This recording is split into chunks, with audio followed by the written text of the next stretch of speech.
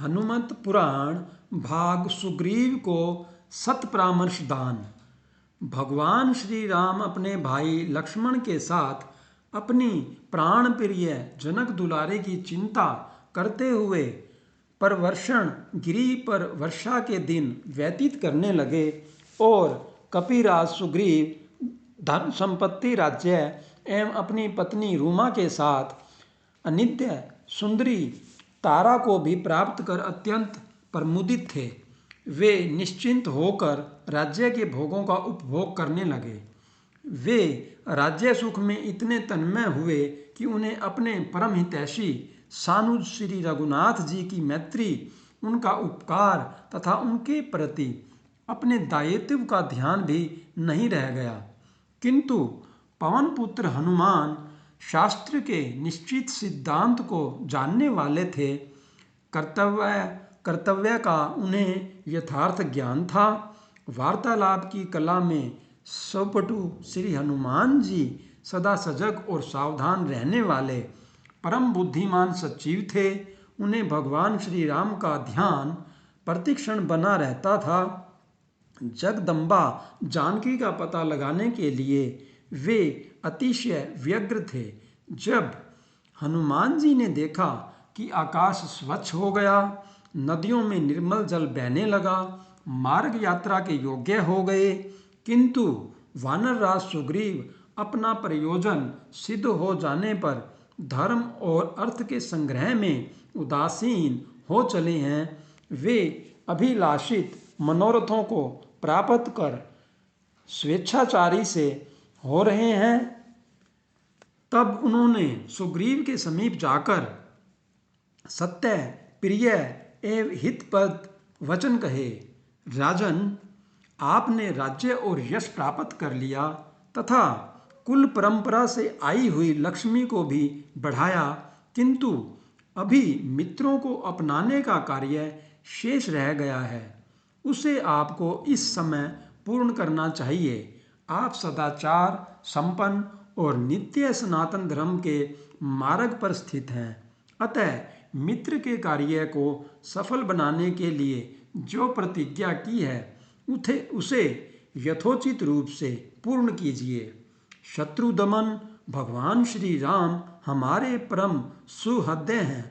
उनके कार्य का समय बीता जा रहा है, अतः विदेह कुमारी सीता की खोज आरंभ कर देनी चाहिए। राजन, परम बुद्धिमान श्री राम समय का ज्ञान रखते हैं और उन्हें अपने कार्य की सिद्धि के लिए जल्दी लगी हुई है, तो भी वह आपके अधीन बने हुए हैं। संकोचवश आपसे नहीं कहते कि मेरे कार्य का समय बीत रहा है। यदि हम लोग श्री रामचंद्र जी के कहने के बिना ही कार्य प्रारंभ कर दें तो समय बीता हुआ नहीं जाना जाएगा, किंतु यदि उन्हें उसके लिए प्रेरणा करनी पड़ी तो यही समझा जाएगा कि हमने समय बिता दिया है, उनके कार्य में बहुत विलंब कर दिया है। वानर और भालू समुदाय के स्वामी सुग्रीव, आप शक्तिमान और अत्यंत पराक्रमी हैं, फिर भी दशरथ नंदन श्री राम का कार्य करने के लिए वानरों को आज्ञा देने में विलंब क्यों करते हैं? श्री रघुनाथ जी को आपके लिए बाली के प्राण तक लेने में हिचक नहीं हुई। वे आपका बहुत बड़ा प्रिय कार्य कर चुके हैं, अतः हम लोग उनकी पत्नी विदेह कुमारी सीता का इस भूतल पर और आकाश में भी पता लगावें। देवता, दानव, गंधर्व, असुर, मरुदगण तथा यक्ष भी श्री राम को भय नहीं पहुंचा सकते, फिर राक्षसों की तो बिसात ही क्या है। वानर राज, ऐसे शक्तिशाली तथा पहले ही उपकार करने वाले भगवान श्री राम का प्रिय कार्य आपको अपनी सारी शक्ति लगाकर करना चाहिए। सत्वगुण संपन्न वानर राज सुग्रीव श्री राम के कार्य में विलंब हो जाने के कारण भयग्रस्त हो गए। वे सदा ही समीर कुमार के परामर्श का आदर करते थे। प्रीतिपूर्वक कर्तव्य की सत्प्रेरणा से प्रसन्न होकर उन्होंने तुरंत नील नामक वीरों को आज्ञा प्रदान की, तुम 15 दिनों में मेरे समस्त उद्योगी एवं शीघ्रगामी युद्धपतियों तथा समस्त वीर सैनिकों को मेरे समीप उपस्थित करने का प्रयत्न करो। यह मेरा सुनिश्चित निर्णय है कि इस अवधि के बाद यहाँ पहुँचने वाले वीर वानर को अपने प्राणों से हाथ धोना पड़ेगा। उधर वर्षा के उपरांत शरद का आगमन हो जाने पर भी सुग्रीव को निश्चिंत एवं निष्क्रिय समझकर भगवान श्री राम ने क्षुब्ध होकर अपने अनुज से कहा, भाई लक्ष्मण, वानर राज सुग्रीव ने सीता की खोज का समय निश्चित कर दिया था, किंतु अपना स्वार्थ सिद्ध हो जाने पर दुर्बुद्धि वानर मेरी उपेक्षा कर रहा है। वह मुझे राज्य से भ्रष्ट, दीन, अनाथ और शरणागत मेरा तिरस्कार कर रहा है। अतएव तुम जाकर स्पष्ट शब्दों में उससे कह दो, जो बल पराक्रम से संपन्न तथा पहले ही उपकार करने वाले कार्यार्थित पुरुषों को प्रतिज्ञापूर्वक आशा देकर पीछे उसे तोड़ देता है, वह संसार के सभी पुरुषों में नीच है। जो अपने मुख से प्रतिज्ञा के रूप में निकले हुए भले या बुरे सभी तरह के वचनों को अवश्य पालनीय समझकर सत्य की रक्षा के लिए उद्देश्य से उनका पालन करता है, वह वीर समस्त पुरुषों में श्रेष्ठ माना जाता है। भगवान श्री राम ने दुखी हृदय से अपने अनुज से आगे कहा, उस दुरात्मा से कह दो, मेरे शर से मारा गया बाली जिस मार्ग से गया है वह मार्ग बंद नहीं हुआ है। उस समय तो मैंने अकेले बाली को ही मारा था, किंतु यदि तुमने अपने वचन का पालन नहीं किया तो मैं तुम्हें बंधु बांधवों सहित काल के हवाले कर दूंगा। अपने ज्येष्ठ भाई श्री राम के वचन सुनते ही सुमित्रानंदन रोष में भर गए। उन्होंने प्रभु के चरणों में प्रणाम कर निवेदन किया, विषय भोग में आसक्त बुद्धिहीन वानर ने अग्निदेव की साक्षी में मैत्री स्थापित की थी, किंतु स्वार्थ सिद्ध हो जाने पर उसकी नीयत बदल गई है। मैं मिथ्यावादी सुग्रीव को अभी मारकर अंगद को राज्याभिषिक्त करता हूँ। अब वे ही राजा होकर वानर वीरों के द्वारा सीता देवी का पता लगाएं। धनुष बाण हाथ में लिए क्रुद्ध लक्ष्मण को सुग्रीव वध के लिए प्रस्थान करते देखकर अत्यंत घोर एवं गंभीर मर्यादा पुरुषोत्तम श्री राम ने उन्हें समझाते हुए कहा, लक्ष्मण, तुम्हारे जैसे श्रेष्ठ वीर पुरुष को मित्र वध का निषिद्ध कर्म करना उचित नहीं। जो उत्तम विवेक के द्वारा अपने क्रोध को मार देता है वह वीर समस्त पुरुषों में श्रेष्ठ है। वत्स, सुग्रीव मेरा मित्र है, तुम उसे मारना मत। केवल यह कहकर कि तू भी बाली के समान मारा जाएगा, उसे डराना और शीघ्र ही उसका उत्तर लेकर आ जाना। जैसी आज्ञा। इक्ष्वाकु कुल सिंह वीरवर सुमित्रानंदन ने श्री राम के चरणों में प्रणाम किया और अपने भयंकर धनुष बाण को हाथ में लिए हुए वे किष्किंधा के लिए चल पड़े। उस समय क्रोध के कारण उनकी आकृति अत्यंत भयावह हो गई थी।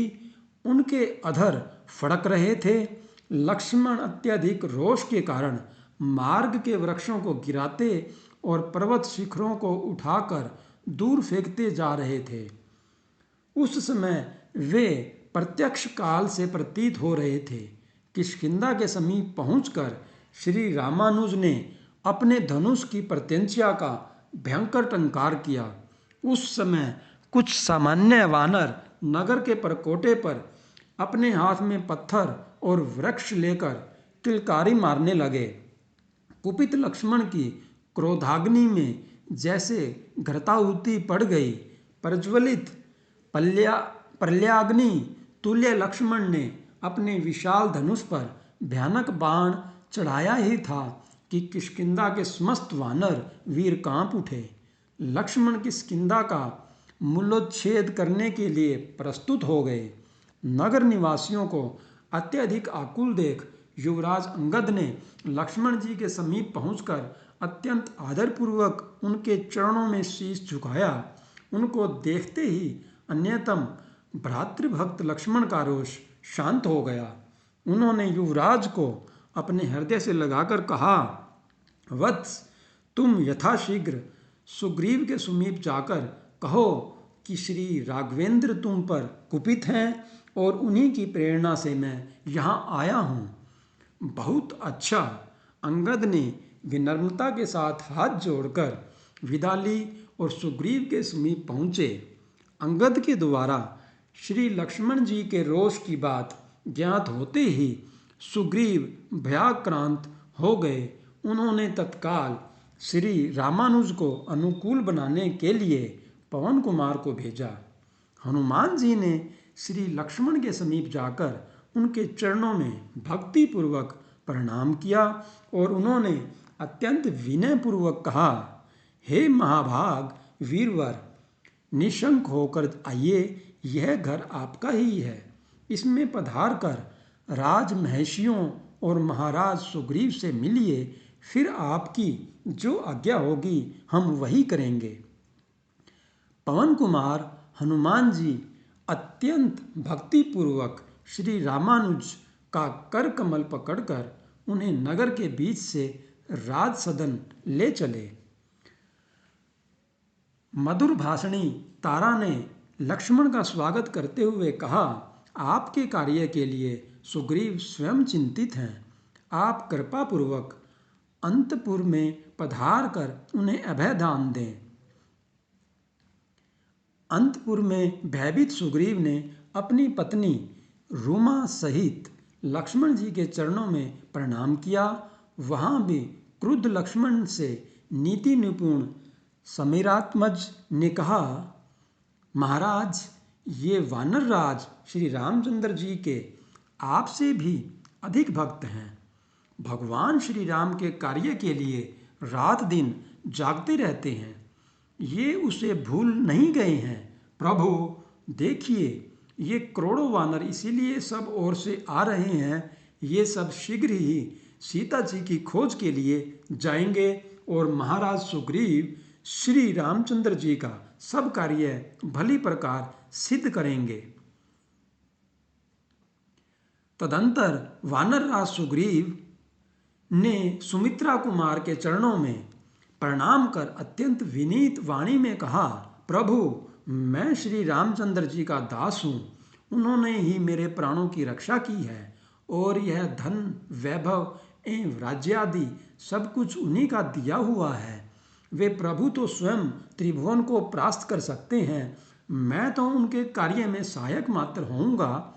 मैं विषयी पामर पशु सर्वथा आपका हूँ, अतएव आप मेरा अपराध क्षमा करें। सुग्रीव की प्रार्थना सुनते ही सुमित्रा नंदन ने उनकी भुजा पकड़कर उन्हें हृदय से लगा लिया और प्रेम पूर्वक उनसे कहा, महाभाग, मैंने भी प्रणय कोपवश आपको जो कुछ कहा है उसका विचार मत कीजिए। भगवान श्री राम अरण्य में एकांकी हैं और श्री सीता जी के वियोग में व्याकुल हो रहे हैं, अतएव अब शीघ्र उनके समीप चला जाए। हाँ, अवश्य चला जाए। सुग्रीव ने पाद्यादि से लक्ष्मण जी की पूजा की और फिर वे उनके साथ स्वयं श्रेष्ठ रथ में बैठे। सुग्रीव के साथ अंगद, नील और पवन कुमार आदि मुख्य मुख्य वानर भी श्री रघुनाथ जी के समीप चले।